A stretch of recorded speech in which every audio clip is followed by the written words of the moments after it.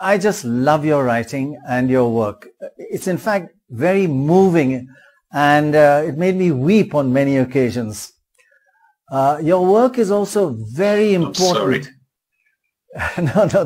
Your work is also very important in understanding colonialism and how it affects the lives of families. You were born and brought up in Zanzibar, now a part of Tanzania, and you left there when you were 18 and you arrived in England in 1967. In fact, you arrived in England at a terrible time, the time of Enoch Powell and all that anti-immigrant rhetoric. You must have been really homesick for your beautiful country and your family. In fact, your first book out of your 10 books is called Memory of Departure. Did you ever think of leaving England and going back to Zanzibar? And what were some of the experiences you faced after you first arrived?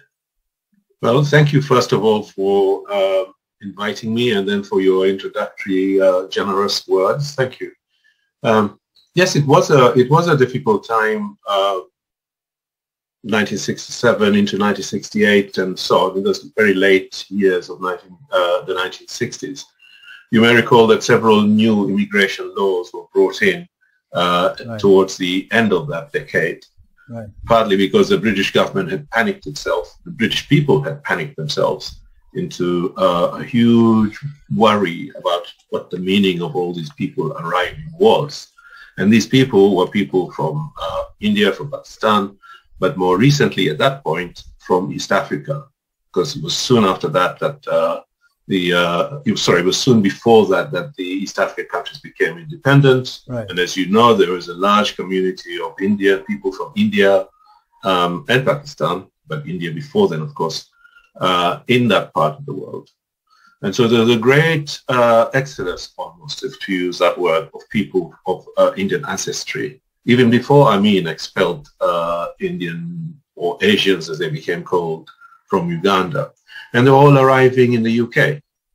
And the pictures were these very, very ungenerous pictures of poor people. When I say poor, I mean more or less they had to leave everything behind, coming down the steps of the aircraft with their suitcase and their cardigans into this freezing country, completely unaware what they're going to face in a few days. And there, on the other hand, was the press and the government just talking in this narrative of inhumanity almost. Right. But you know, the difference between now and then is that it's simply that the target has changed.